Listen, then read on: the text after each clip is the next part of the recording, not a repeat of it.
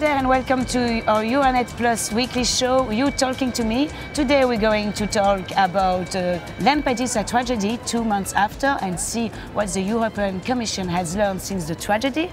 And for this I have the pleasure to welcome Franziska Keller, who is a member of the Green of the Parliament and a migration policy expert. Hello and welcome to you. Hello. So 2 months after nearly 500 African migrants died off the island of Lampedusa in Italy, the European Home Affairs Commissioner Cecilia Malmström presented a master plan to prevent such tragedy in the future. So what do you think about? Do you think nothing has changed since the tragedy, or? Unfortunately, not much has changed. Indeed, the Home Affairs Ministers of the Member States have discussed and they decided not to do anything. The only thing they could agree on is establish a task force, which has come up with this report, which I think doesn't present many new ideas. It focuses too much, from my understanding, on fighting so-called irregular migration and does not look enough at the actual reasons for why people are drowning, because there is no legal access to the current asylum system. That is the root problem. So you mean focusing on border control instead of rescuing people or thinking about the life of these migrants? Indeed, we need to strengthen our efforts in rescue at sea. This is a crucial point where member states have to coordinate among themselves much better, but we also need to open up legal ways of entering our asylum system, and we also need to think about legal ways of migration in general. And there the task force report only says that the Commission will think about and consider possibilities. So in this area, which I think is really crucial, the report stays very vague, whereas in other things like preventing migrants from coming, it's very strong, and I think this is the completely wrong approach. When we read the communication presented by the European Commission, indeed there is one main idea. This is reinforcing border surveillance, and this border surveillance should be led by Frontex from Cyprus to Spain. That's quite a big program. I don't want to talk about the political dimension, we will do it after, but who can believe that Frontex, who has a decreasing budget, who has no plane, no boat, who depend on the goodwill of the country members, who can believe that Frontex will be able to control the Mediterranean Sea from Spain to Cyprus? Well, I don't think Frontex should control the Mediterranean Sea. That's not the task of Frontex. But is it realistic? Well, let us talk about the political dimension, because that is a political question. Do we talk about rescue at sea, or do we talk about prevention of migration? I think this is the wrong approach.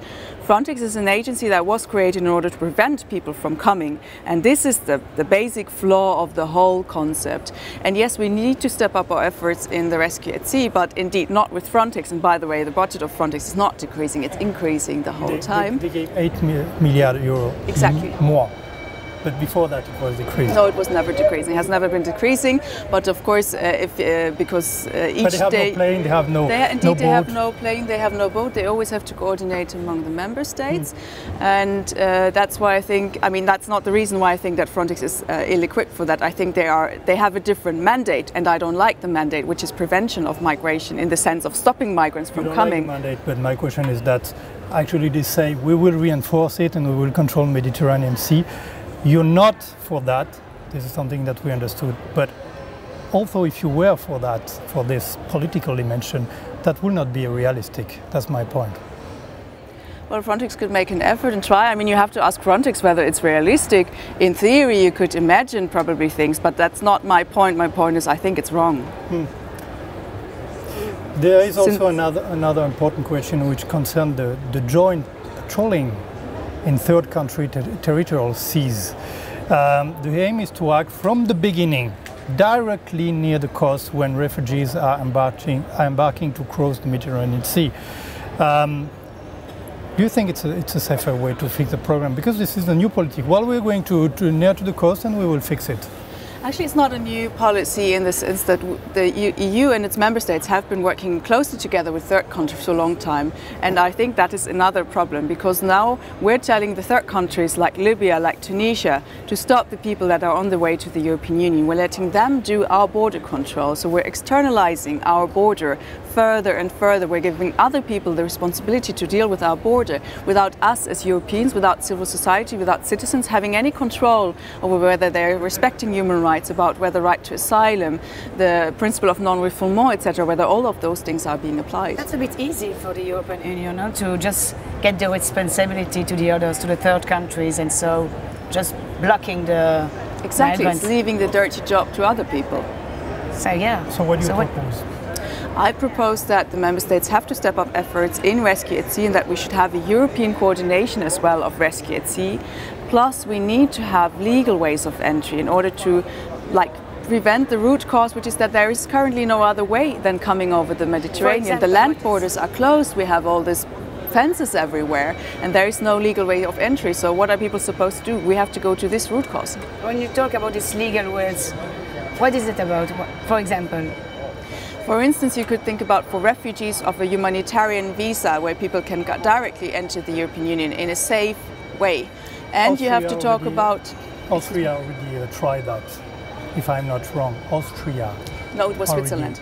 And they received thousands of requests.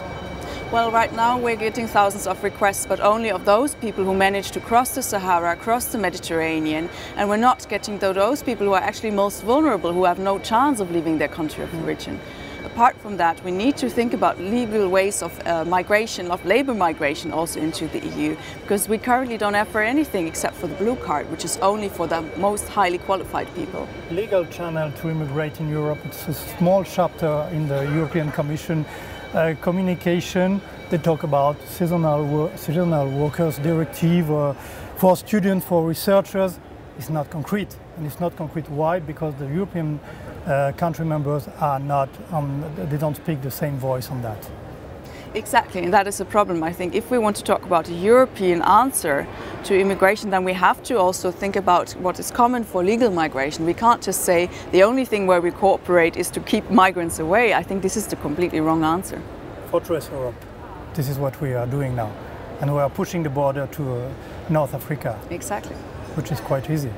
Yeah. But I think it's not responsible, it's not the right way. I mean, we're having 1 year of the Nobel Peace Prize for the European Union, and we're not implementing those human rights that we even got a prize for. Yes. Cecilia? Thank you. Mrs. Keller, we have to stop here. Because thank you're you, going Mrs. to vote. Yes. Thank you very we much. Heard that. Thank you, Mrs. Keller, for accepting our invitation, and thank you for all of us to follow us on Euronet Plus. See you next week for the last show of the year. Bye.